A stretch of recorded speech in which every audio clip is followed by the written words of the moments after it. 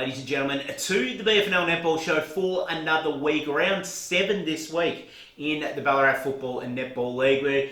We're getting through the season pretty quickly now, Kimmy. It's into June now. We're coming along quite nicely, and still here on the Netball Show, Shaun Kelly, Kim Bailey, as always, still here. Coming along very nicely. Yeah, the season's gone really quick. I can't believe that we're nearly pushing halfway mark. It's unbelievable. But it's been a great start as well to the season. So really looking forward to the back half to see what it brings. Yeah, very much so. We're at that point now where ladders start to take on a bit of meaning, don't they? Obviously, the first 4 or 5 weeks of the year, you don't worry too much about the ladders, but it's now when you start looking at it and start thinking, who needs to get up, who needs to win what games, and things like that, it does start to make a bit of a difference. It gets a bit technical now, doesn't it? But it was most probably the first weekend that we've had that's been really cold and wet.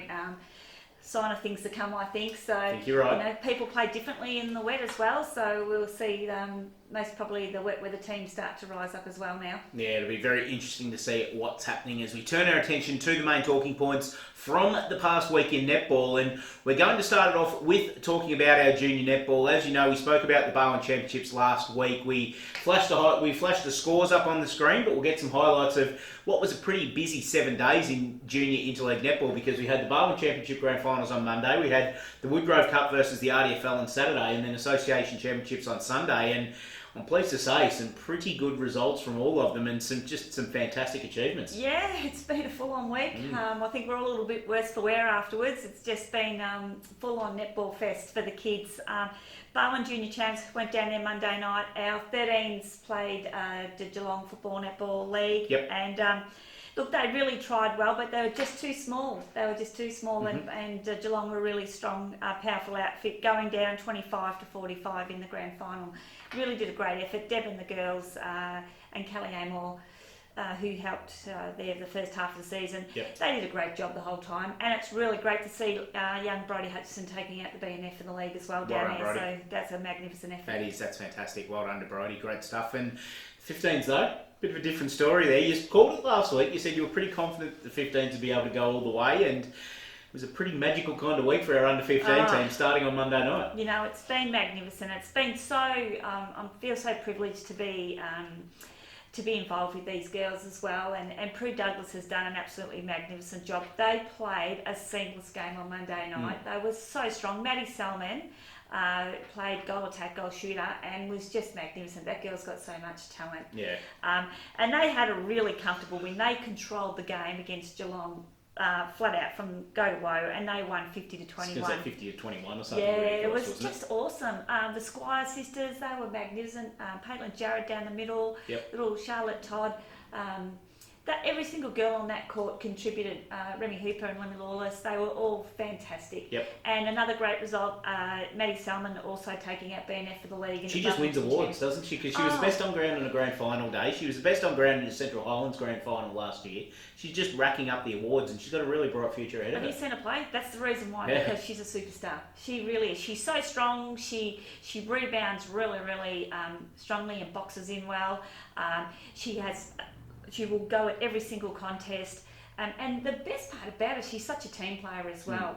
You know, she'll sacrifice her own game, her own space, and her and Poppy Douglas worked really well together, or with one of the, I think it might have been Eden Squires, who she went in, or Alice Squires. They look the same, those girls.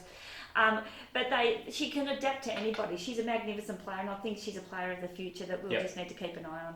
And obviously someone that you're keeping a close eye on from a TID point of view as well. Yeah. Look, I was up at, we'll move on to Woodgrove, and then we'll have a bit of a chat about TID. But Woodgrove was on Saturday, awfully cold day at Wendouree, but a great day. It's one of my favourite days of the year, the Woodgrove Cup. Yep. And we had some really good results there too. The under-13s had a win, 30 to 18, but you know what, the score match probably didn't reflect the game. It was much closer than that. Yep.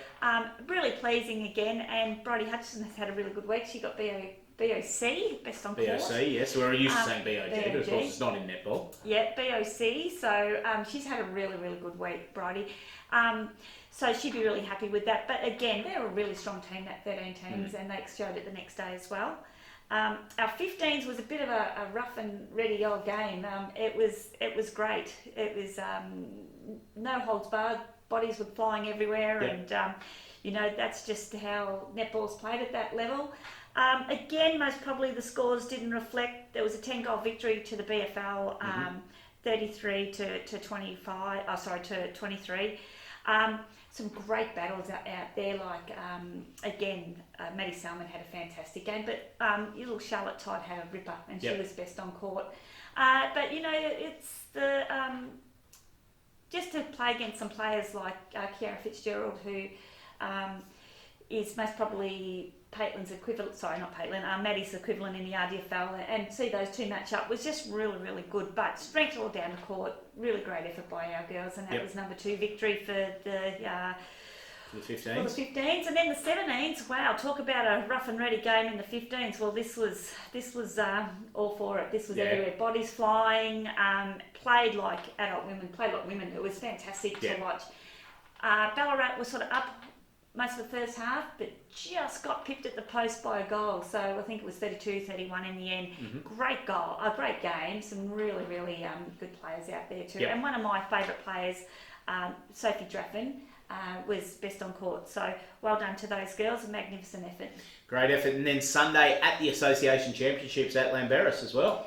Yes, so then we fronted up and again. I suppose when you rank the interleague, this Association Championships is the main event of it. This is it. This is the big big ticket item on our calendar. And when you look at some of the teams they're playing teams from the Western Border League, which is predominantly a South Australian league now, from the Hampton League, which is obviously Warrnambool, Portland, Hamilton Warrnambool area. Netball Association, Warrnambool Football Netball League, Western Border, the BNA, BFL, Maryborough, Castlemaine, Minnanera in the 13s, just huge. So it is the day in the netball calendar for the kids. So we fronted up there. There was 9 games, so 9 games of 8-minute quarters. So the girls are absolutely knackered, as they would be. You know, and we saw that they've had such a big campaign. But the 13s, they were awesome as well. They started off really well, and made their way to the grand final. Good work. So they've had a really good week as well, and they played Hampton. So they actually went down in the grand final only by 3 goals. So Western Border, 15-12. So they had a really great game. And when you finish second, you still progress on to the grand final down the 26th of June. So that's a great result. The 13s will be heading down there. So they'll be really pleased. They all played really well, even though they were tired. You could see they were tired, but they still really... everyone contributed on the day, so that's a great result. Oh, that's great. Then the 15s went through undefeated. Wow. Undefeated, so just a great game all over the court for those girls as well. They played the Hampton League and won by a goal. Pretty low scoring, 10-9, but again, the cream rose to the top. Extremely well coached by Prue Douglas, and it was just so exciting for those girls, and I'm just stoked for them all. And big party last night at the Douglas household. I can imagine there would have been. Yes, so some roof damage from girls falling through roofs and stuff like that, but all good. All good. See what Coke does to you. It's going to say Coca-Cola, of course. So they were great. And our 17s were really valiant as well. They had a few outs, so a couple of girls came in. They lost the semi-final by to Western Border, who 23-12. But they ended up going on and winning the whole thing. Western Border, they were a super team, super team. So I was there to TID as well as representing the BFL, but for Netball Vic, and the talent of some of our girls out there is amazing. So we'll see in the next few weeks. I think I might have TID'd around 25 girls, which is good. Yep. And they'll go through to the next round. So 13s and 15s off to the championships. They'll play against all the other winners of the zones around Victoria on the 26th of June at State Netball Hockey Centre. So a great future for our girls. Yeah, it certainly is, and that's something that we'll keep you updated with in the coming weeks on the BFNL Netball Show. Talking point number 2, turning our attention to the BGT A-grade competition from last weekend, and you tipped this one last week. I'll say that straight off the bat. Redan taking on Sunbury, the undefeated Sunbury coming up against a resurgent Redan, and was the underdogs, Redan, getting over the line and giving Sunbury their first loss for the season. Yeah, look, I knew Beck Anstey wasn't playing, but I didn't know if I was allowed to say or not. Correct. And I had a seeking suspicion that Prue Stanley wasn't playing, but I think she did play. They had to travel. Big miss with Beck. Yep. You really need her drive down the court. Look, I just Sunbury's defence is most probably, they've got Monique Clark, but they're not overly tall, although Monique's a bit of a giraffe. She is. But I just think that combination of her and Rachel Dobson together just hasn't gelled yet. Yep. It will come. And from all reports, from what I heard on the game as well, Tasha Dack and Ruby Parry just continue to get better and better every time. Tasha's getting better every week. Oh, even at Sovereigns, we're seeing her getting really much stronger, and she's quite an accurate goaler. She shot at 75, so we sort of want that to be up around the 80 mark, but that's getting better. It's getting there, yeah. Yeah, Ruby 63%. If you look at Sunbury, Catherine Williams shot at 68%, to 23 from 34, and Laura Carlin was 46%, so 10 from 22. So again, accuracy. But the weather was, I think, played a bit of havoc for Sunbury too down there. But you know, it's Redan's worked really, really well. I think Cherie Collins has done her knee, so best to Cherie, their coach. So good work, Cherie. Yeah. Getting too active on the sideline. No, yeah, but not on the day. So yeah, they've worked really hard, and I think Redan should be credited for what they've done. They've had some really close results against some big teams, and this is most probably just reward. I heard Emma Henry had a bit of run out at wing defence as well, so they took her out. Did hear that, yeah. Yeah, Jordan Lever had a really good game. Hayley Munro in the centre as well, and Ruby Parry had a really good game too. So, yeah, it's the most probably one of the first big upsets for the year. I think you're right. But I think where Sunbury sit at the moment, until they can get that consistent lineup, they're going to start to come up against these big teams, and we might see a few more losses, unfortunately, for them. I think I'd like to be proven wrong, but I just think if you look at their lineup compared to some of these other big teams, they might struggle. We'll touch on that very shortly. That just leaves two teams without a loss in the column for this year: North Ballarat City and East Point, who of course drew in that first game of the season. Still yet to experience defeat, but obviously, had that draw in the first game. Talking point number 3, though, is we talked about interleague play. As we know, we spoke about it a couple of weeks ago, no senior interleague this year, but the girls, by virtue of their win in the Regional Victorian Netball League back in March, are going on to the Champions Challenge in a couple of weeks' time at Hisense Arena, June the 13th. It's on the long weekend. It's not far now. I'll be watching from the stands this year, so very good experience once again seeing the girls go around on Hisense Arena, and I think we can actually name the team that's going to be running out onto that court that day. Yeah, I'll be courtside, so I'll give you a wave, Shawnee. That's okay. I'll be up in the cheap seats in nosebleeds. I'll come up and join you afterwards. Thankfully, I'll have my long zoom lens on my camera, so I'll still be able to see. It's a 10:35 start at Hisense, so I think it's the pre-match for the Vixens and Mystic. I've got a feeling. We've got a really strong team. We've had some outs. There's a few girls that are unavailable. The McCartan girls. Yep. Molly Boyle. Mel Allen was going to be unavailable. However, poor Mel had a pretty bad ankle injury on the weekend. Yeah, heard about that. So she would have been out anyway. So, get better soon, Mel. From all reports, she might be back to the finals, which would be great to see. Yeah, but, pretty bad one, I think, by the sounds of it. We wish her all the best. She's a great player, and she was having a cracker of a game too, apparently. She's a good kid too. Yep, she is a good egg. So, we wish you all the best and hope you're on the mend. It's pretty hard when you've got little kids running around too. Exactly. So, good luck. So we're really excited. I think Kate Mann's put together a really big team, and she's really excited about it. The girls are training the next 2 Wednesdays. Yep. And so we'll start from the top. We've got Jordan Bibby, who will assume the shooting position, Georgia Can, Ruby Parry, Loz Atkinson, Cara Hart, Liv Jones comes in as a replacement, Sasha Voudhouse as well, who's the East Point coach. Yes. Couple of good wingers there, both of those. Yeah, because we've lost some wingers. Emma Church, Emma Henry, and Rebecca Anstey coming in from Sunbury, which is a magnificent get, because one of the strongest defenders, and you just put her and Emma Henry together, and that'd be an awesome combination for anyone. Certainly. So really excited, and I think we've got a real chance of getting a bit of revenge. We want 4th time lucky. Yeah, 4th time lucky, but I think we can actually do it. They're well coached, they're a great team. Put it together and see what we can get on the big stage. It's a great experience for the girls to play on the sprung floor in front of.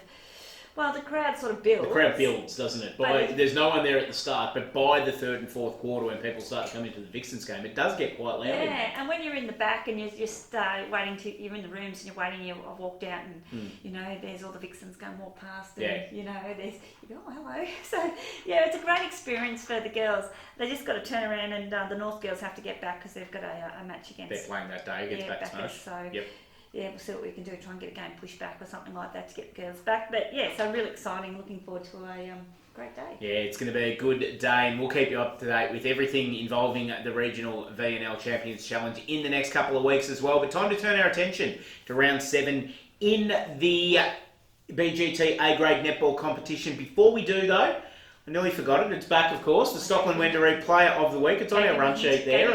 I need to pay attention to your run sheet rather than mine. You need to pay attention to this. Correct. When you go, just getting something going. Stockland Wendouree Player of the Week for round 6. Kimmy, over to you. Okay, so this girl had a magnificent game. It was a great game, Melton and Bacchus, with Melton sneaking over the line by 3 points. And it's the Melton defender, Katie Kekoski. I hope that's correct, Kate. That's why I got you to say it. Thank you. So she's been out with an injury, with an arm injury, I think a shoulder injury, and I know Renee's been waiting for her to come back in. She had a really good start to the season before she was injured, but had a great game on the weekend and closed down the defenders, which was most probably a difference, 3 goals. So congratulations, you've got the $25 Stockland voucher, and I'll pop it in the post and get it to you the next day. Next time she's down playing a game in Ballarat, there's shopping for her as well. Yep.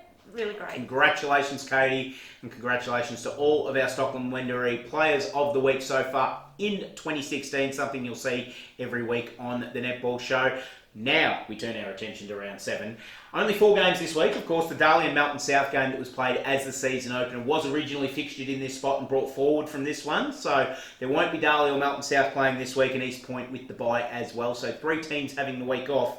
We started up at Mattingly Park this week. Bacchus Marsh taking on Lake Wendouree. Bacchus Marsh has been good recently. I tipped them last week, didn't quite get over the line, but it'll be a different story this week against Lake Wendouree, who are showing some good form, I think. Yeah, it'll be interesting to see how Lake has replaced Mel, but they've got quite a lot of depth in there, so I think they'll be fine. Look, Bacchus have really improved. We said that every single week. You're coming up against one of the big guys now, and I just don't think they'll have the firepower to get over them. Yeah, I think they'll push them early, but Lake Wendouree will just pull away. Yeah, that's what I think Lakers did this week. They were comfortable. I thought it was sort of against the best. Up half time. It was sort of anyone's game, and then they just put the foot down and just accelerated and. Mel Allen apparently was unstoppable prior to that. Yep, I heard that as well. Yeah, and the defenders really closed the Sebas goals down, and they just couldn't get the goals because of the pressure applied to them. So from the attack end to the defence, and they're extremely strong. As I said, it's most probably the best mid-court in the league. So I can't see Bacchus getting close to them, unfortunately. North Ballarat City taking on Melton at Eureka Stadium this weekend. Another one that probably on paper looks that it may be a bit of a one-sided matchup as well, obviously, with the strength of North Ballarat City. Although Melton getting the win last week, and they'll take some confidence out of that. Yeah, I think they'll. Yeah, again, they're not the team they were last year. They've lost, a couple of their big names. I think there might be maybe one, if that. Jess Bartlett's about the only one, I think. Is in that from that last year's premiership team. Talia Coverdale, that was in the 19s, I think, at that stage as well. Yeah. So they're bringing some young girls up, and Renee Hulls has been in great form as well, and Katie Kokoski again has been playing really well now. She's back. So. As we said last week, you'd be a brave man or woman to pick against North, and I just can't see anyone getting close to them in the next few weeks. Yeah, I can't see Melton getting over the line, although you probably need to get Katie a voucher fairly soon. If they're playing at Eureka Stadium this week, it's only around the corner from Stockland Wendouree. So pop it in the mail today. Pop it in the mail and we'll get that one sorted. Mail. 2 pretty big games of netball this weekend as well, though. Starting out at Alfred and Reserve, Ballarat taking on Redan. Ballarat had the bye last week, so they've been off for a couple of weeks now, and been able to watch, obviously, Redan's game last week, and I reckon this will be a pretty good game because these are 2 teams that could be fighting for similar spots, I believe, in the top 6 come the end of the year. So this is going to be a great one. Yeah, these 2 teams are really evenly matched, and I think with Katie Lindquist doing her Achilles a few weeks ago, added that Ballarat lineup, that sort of affects them as well. Katie is a great player, and she added some real strength to them with the loss of Rachel Dobinson to Sunbury. But Redan just seem to are slowly chipping away. They are, and aren't they? I think they can actually win this week, so I'm going to tip Redan. Yeah, going to be a great game. It's going to be interesting to see which way this one goes. As will be the game at Clark Oval this week. Sunbury taking on Sebastopol. Sunbury, we know, obviously had that first loss for the season last week. And Sebastopol were okay against Lake Wendouree, as you said. We're riding it up until half-time, and the Lakers just put their foot down in the second half. For Sebastopol to be taken seriously, this is a game that I think they really, really need to win, and they'll set themselves for this one because they know that if they can knock off Sunbury, it'll give them some confidence that they can take on just about anybody. Yeah, I'm really torn with this game. Again, I just don't know which way to go. My heart says one thing, my head says another. Again, I think they're quite evenly matched. It might come down to the goalers. I think who's the stronger goalers. I think, you know, both attack ends will most probably have the defenders covered, except if I think Beck and Georgia will be a great matchup. That'd be really exciting to watch. Shawnee, I don't know. Flip a coin? It could be a flip of a coin. Home advantage, I'm just going to go for Sunbury because they're at home. That's the only thing that's swaying me as well. I'd love to tip Sebastopol on this one, but they haven't beaten one of these teams yet, and they're playing Sunbury at home, and Sunbury's always a stronger team at home. That's why I'm going to tip Sunbury this week. Sunbury a good dry weather team too, and it's going to be dry for the rest of the week. So they love the running game, and they'll have that to. They won't be able to be slowed down by wet weather because it's going to be quite dry.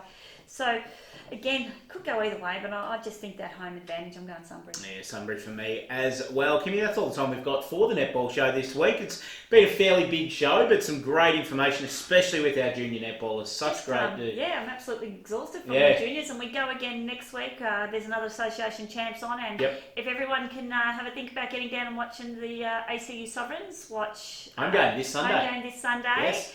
At Wendouree Stadium against Burundara. So if we can get everyone down there, it'd be great to see as many people as possible. Another round of association champs, and then we head up to the kids. High Sense the next weekend. Yeah, High Sense in the week after that. The kids go up to Bendigo, and then a couple of weeks later we play Geelong. So it's full on, and I need to sleep soon. And then when that finishes, we start preparing for finals. We start preparing. We're already doing that now. Of course. It's been really busy. It always is. But thank you for joining us once again on the BFNL Netball Show. It's been a pleasure bringing you all of the happenings in the BFNL's netball ranks over the last 20 minutes or so. We look forward to doing it again next week, and we'll see you then.